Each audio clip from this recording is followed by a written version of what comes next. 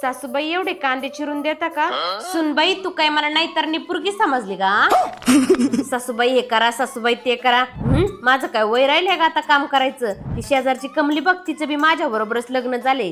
तिची सून तिला आयत खायला घाली ती बेडवर बसून. तुझं काम आहे, तुझं तू बघून घे. वय ग सुनबाई, मी पार्लर मध्ये जाऊन येते, मला जरा आयब्रोज आणि फेशियल करायचे. उद्या माझ्या बाच्याचं लगीन आहे ना, म्हणून जाऊ का? ठीक आहे सासूबाई. काय सासूबाई आहेत.